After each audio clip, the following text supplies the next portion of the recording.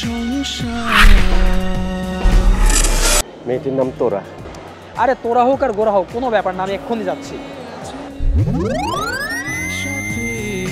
মায়ার বাঁধন। কি নাম বললি? তোরা। তোরা? হ্যাঁ তোরা।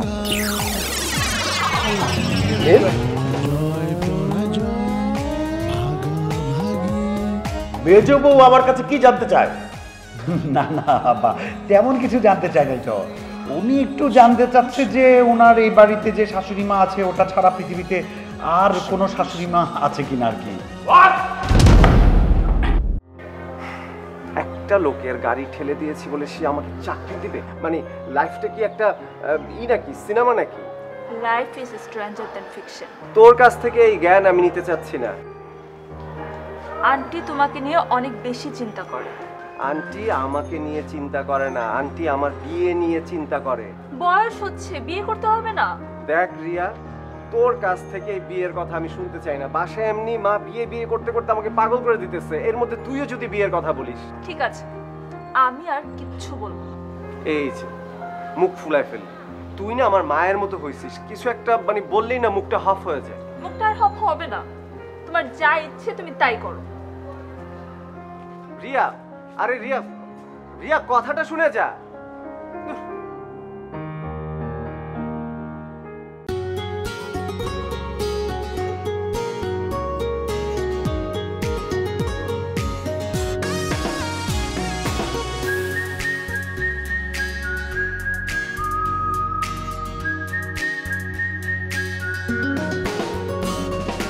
একই সাথে বেঁচে থাকা, হাসি কান্না সুখে ঢাকা। একই সাথে বেঁচে থাকা, হাসি কান্না সুখে ঢাকা। এই হলো যে সম্ভার, জয় পরাজয় ভাগাভাগি, অকারণে রাগারাগি। এটাই মায়ার সংসার, এটাই মায়ার সংসার।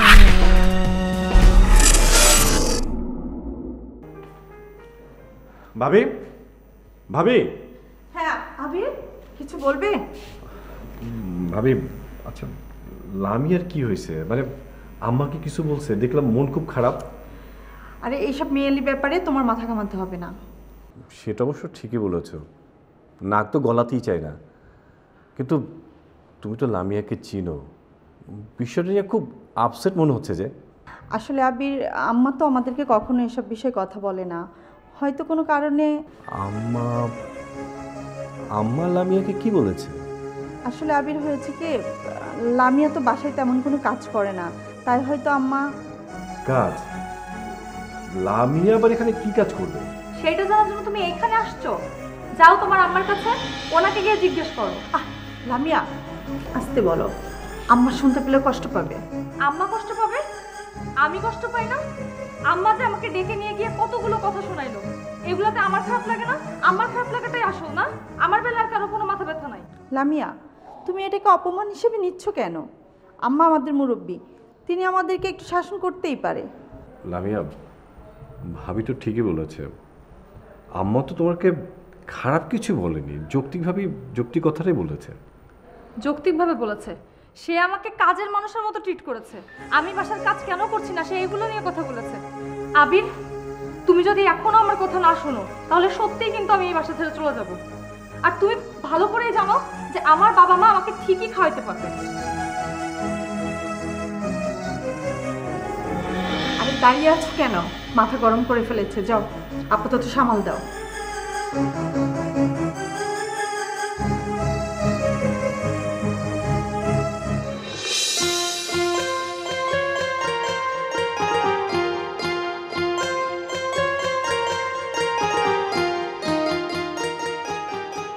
এই কি হয়েছে তোর? আরে বলবি তো। Parag, you know very well about myself that as my best friend how much I like you.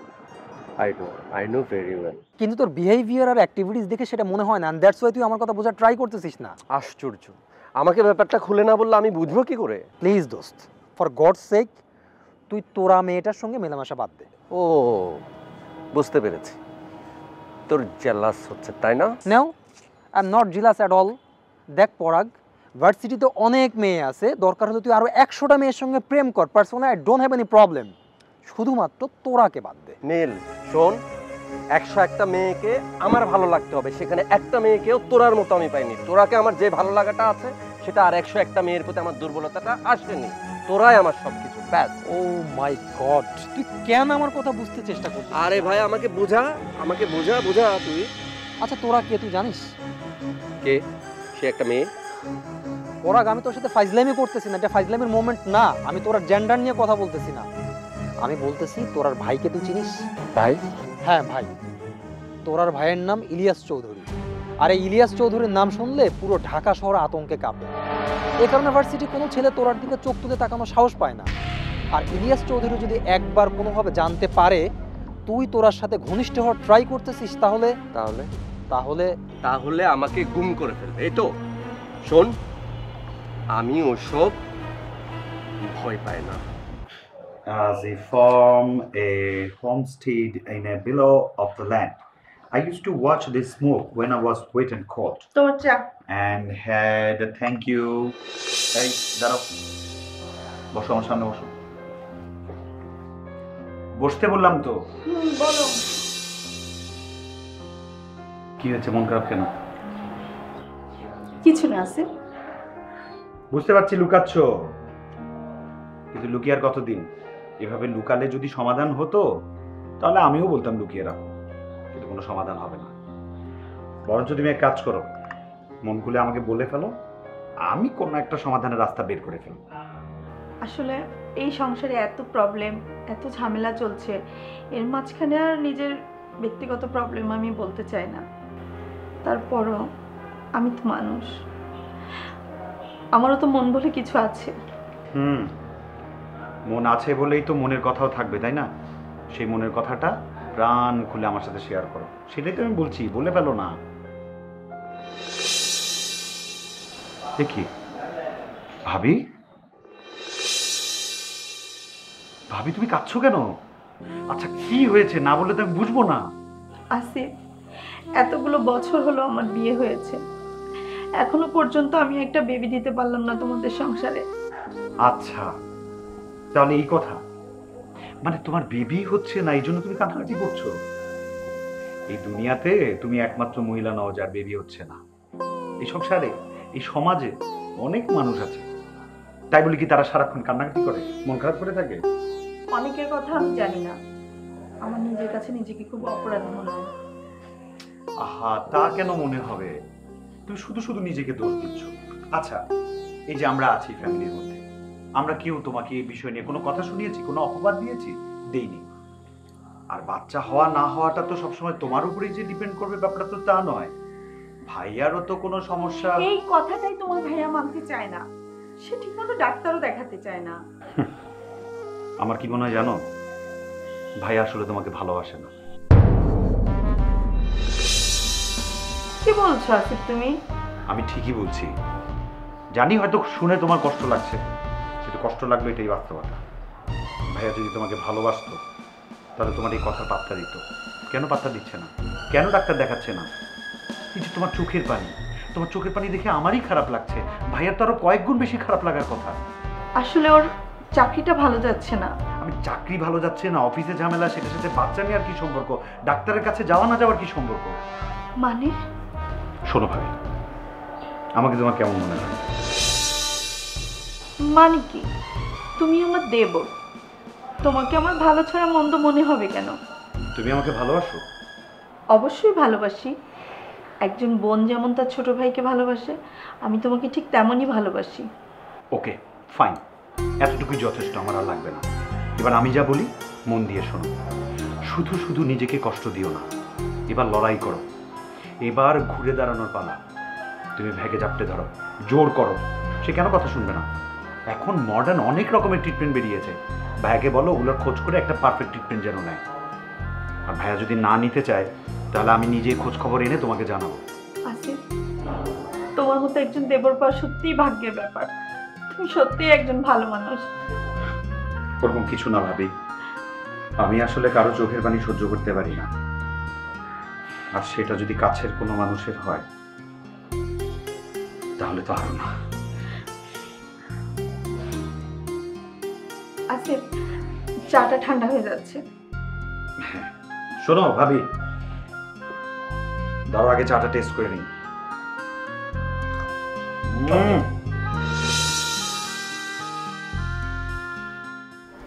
আম্মা, আম্মা আপনার শরীরটা এখন কেমন? আমার শরীর নিয়ে তোমাদের কারোর কোনো চিন্তা করতে হবে না বৌমা। এই বাড়িতে যেই সব ঘটনা ঘটে চলছিল তাতে তো আমার মনে হয় অনেক আগেই আমার এই পৃথিবী থেকে চলে যাওয়া উচিত ছিল। ছি ছি আম্মা, আপনি এসব কিসব কথা বলেন? আপনি এসব কথা মুখেই আনবেন না। আমি তো আল্লাহর কাছে সব সময় দোয়া করি আপনার জানি অনেক হায়াত দান করে। করো না বৌমা, আমি এখন এই দুনিয়া থেকে চলে যেতে পারলেই বাঁচি। আম্মা, আপনি যদি কিছু না মনে করেন একটা কথা বলি। আমার আবার মনে করার কি আছে? যা বলার বলে ফেলো, শুনি। না মানে আমার বাপের বাড়ির এলাকায় একটা ঘটনা ঘটেছে। কি ঘটনা? আম্মা, বাড়ির বউ তার দেবরের সাথে পালাই গেছে। শ্বশুরের সাথে যে ভাগেনি সেটাই ভাগবো, আর এসব জেনে আমার কোনো লাভ নেই। তা তো অবশ্যই, কিন্তু ঘটনাটা শুনে যে আমার কি খারাপ লেগেছে আম্মা, আপনাকে আর কি বলবো। চারিদিকে তো আরো কত ঘটনাই ঘটে, কই কখনো তো সেসব আমাকে বলতে আসো না। আজ হঠাৎ করে এটা বলতে এলে কেন? সরি আম্মা, আমি বুঝতে পারিনি যে আপনি এতটা রিয়াক্ট করবেন। আমি আসলে কি বলতে চাচ্ছিলাম, আমাদের আসিফের তো বিয়ের বয়স হয়েছে, তাই না? আসিফও তো তোমার দেবর, সে কি তোমার সাথে কোনো বেয়াদবি করেছে? না না আম্মা, কি বলেন, ও তো আমার সোনার টুকরো দেওয়ার, ও আমার সাথে আবার খারাপ ব্যবহার কেন করতে যাবে? আমি আসলে ওর বিয়ের ব্যাপারে কথা বলতে চেয়েছিলাম। দেখো বৌমা, আসিফের এখন বিয়ে দেওয়ার আমাদের কোনো পরিকল্পনা নেই। বেকার একটা ছেলেকে বিয়ে দিয়ে শুধু শুধু একটা মেয়ের জীবন নষ্ট করবো কেন? সেটা আপনি ঠিকই বলেছেন আম্মা, কিন্তু আমার হাতে একটা মেয়ে ছিল, খুব ভালো বংশ। ভালো বংশের মেয়েটাই আমি আমার সংসারে এনেছি বৌমা। এনে বুঝেছি যে বংশ ধুয়ে আসলে পানি খাওয়া যায় না। ভালো বংশের মেয়ে হওয়ার চেয়ে একজন ভালো মানুষ হওয়াটা খুব জরুরি। সরি আম্মা, আপনার হয়তো কোনো কারণে মন খারাপ, আমি আর যাই, পরে কখনো এই বিষয়টা। শোনো বৌমা, তোমার বাপের বাড়ি এলাকায় কি ঘটেছে সেটা আমি জানি না, কিন্তু এইটুকু তোমাকে আমি বলতে পারি যে আমি আমার সন্তানদের এমনভাবে মানুষ করেছি যে এই ধরনের নোংরামি ঘটনা আমার সংসারে ঘটবে না। এখন তুমি আসতে পারো।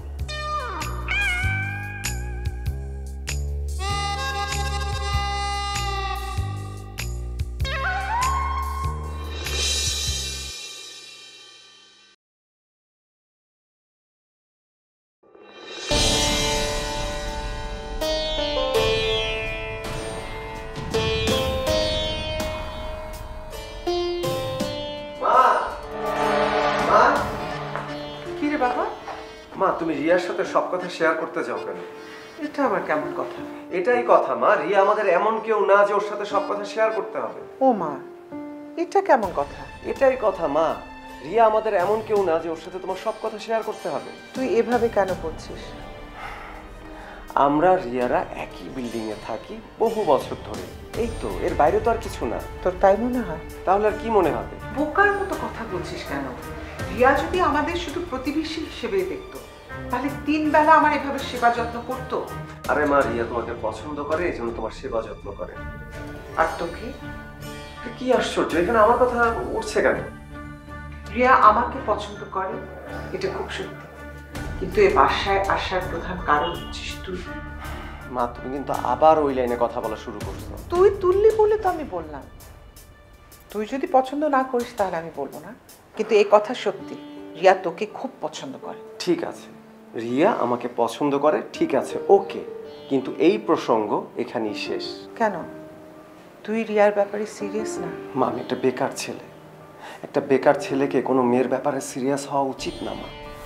অর্ক বাবা, তুই রেজাউল সাহেবের সাথে দেখা কর, আমার মন বলছে একটা ব্যবস্থা হয়ে যাবে। মা, তুমি এত শিওর হও কি করে আমি বুঝি না।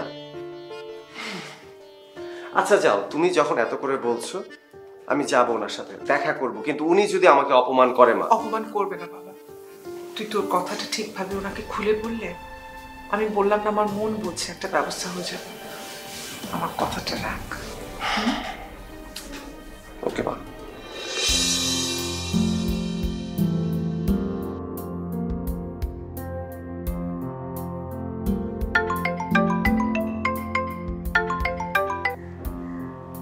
আসসালামু আলাইকুম ভাইয়া। ওয়ালাইকুম আসসালাম।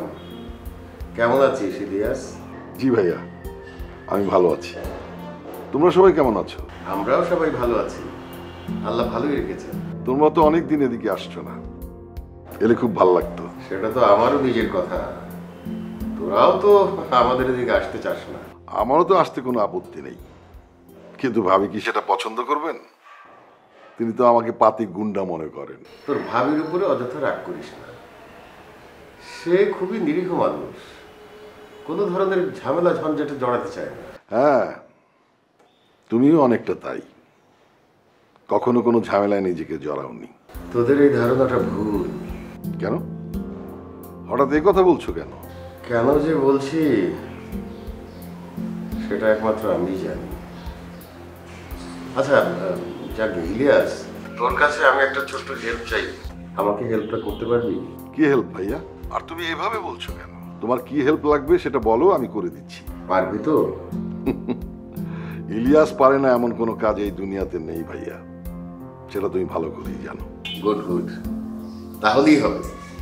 শোন, আমি এখন রাখছি, আমি পরে তোকে বিস্তারিত জানাবো। কি হেল্পের কথা যেন বলছিলে?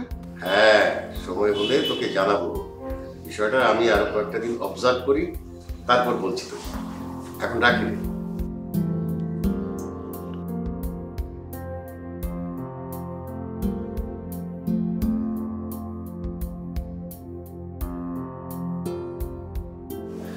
কার সঙ্গে কথা বলছিলে? আমি না, মানে ওই একটা জরুরি কাজে। তুমি আবার আমার সঙ্গে মিথ্যে বলছো? তুমি কি মনে করো আমি তোমার চেহারাটা দেখে কিচ্ছু বুঝতে পারি না? না না, সেরকম কিছু না মীরা, আসলে আমি শুনেছি তুমি কাকে কল করেছো, এরপর কি বলবে? দেখো ইরাজ, তুমি কেমন মানুষ সেটা আমার থেকে ভালো আর কেউ জানে না। সেটা আমি জানি, তুমি আমার সহধর্মিণী, সুতরাং আমাকে তোমার চাইতে আর ভালো কে চিনবে? তাহলে আমার সাথে তুমি কেন লুকোচুরি করছো? এই সংসারটা একটু একটু করে আমরা দুজনে মিলেই তৈরি করেছি। কি ছিল আমাদের? কিচ্ছু না, তারপরও আজ এই সংসারটা ভরন্ত। সবই তোমার ক্রেডিট, তুমি না থাকলে কিছুই হতো না। আমার একার ক্রেডিট এটা তুমি বলো না, আমরা যা কিছু করেছি দুজনে মিলেই করেছি। যত কষ্টই হোক তবুও আমরা কখনো কারোর সঙ্গে আপোষ করিনি। সাহস জুগিয়েছো বরাবরই। তুমি ছোট একটা সরকারি চাকরি পেয়েছিলে, একে তো সরকারি চাকরি, তার উপর আবার তোমার সততা। খুব কষ্টেই কেটেছে আমাদের, কিন্তু তারপরও রাতের ঘুমটা শান্তিতে ঘুমাতে পেরেছি সারা জীবন। আমি বুঝতে পারছি মীরা, তুমি কি বলতে চাইছো। তুমি তো জানো ইলিয়াসের আয়ের উৎস কি। চোখের নিমিষে ধনী বনে যাওয়া, মানুষের নিজের ভাগের উপর জোর করে ভাগ বসানো, ওর তো পাপের কোনো কমতি নেই। আমি সব জানি। সবকিছু জেনেও তুমি ওর কাছে সাহায্য চাও কি করে? একজন সৎ মানুষের স্ত্রী হিসেবে এটা আমি তোমার কাছ থেকে আশা করি। যদিও তোমরা দুজন ভাই, তারপরও বাকিটা তোমার বিবেচনা। মন খারাপ করো না, তোমার খারাপ লাগে এমন কিছুই আমি কোনোদিনই করবো না, কথা দিচ্ছি।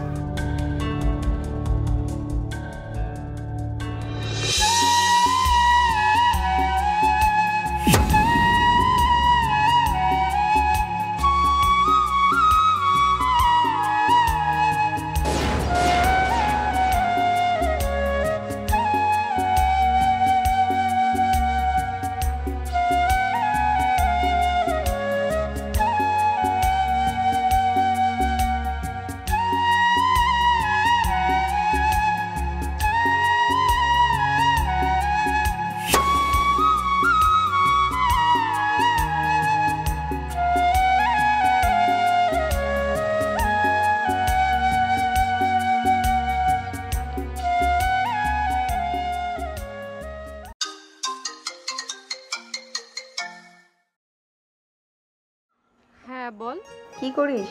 এই তো লাইব্রেরিতে যাচ্ছি একটু। ভাবি। বাপরে, তুই আবার কবে থেকে এত ভাবাভাবি শুরু করলি? আরে আগে তো ভাবার মতো কোনো ঘটনা ঘটেনি, তাই ভাবি নাই। হোয়াট? ঘটনা কি বন্ধু? সামথিং রং মনে হচ্ছে। আসলে সামথিং রং নেহা। দেখ দোস্ত, আমার উত্তেজনার পারদ তুই বাড়ায় দিস না, রাত্রে আমার ঘুম হইব না। বল না কি হয়েছে, বল। আরে এত উত্তেজিত হলে হবে? বলবো বলেই তো কল করলাম। তাহলে আর দেরি করিস না বন্ধু, বল ঝটপট করে বলে ফেল।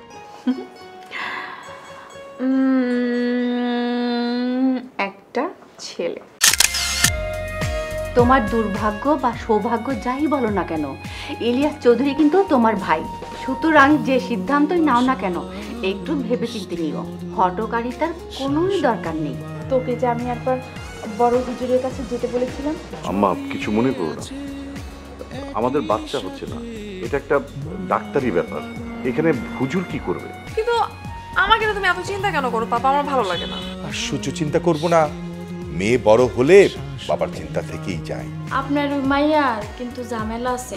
খবরদার, আমি তোরে বলছি না ও আমার মেয়ে না।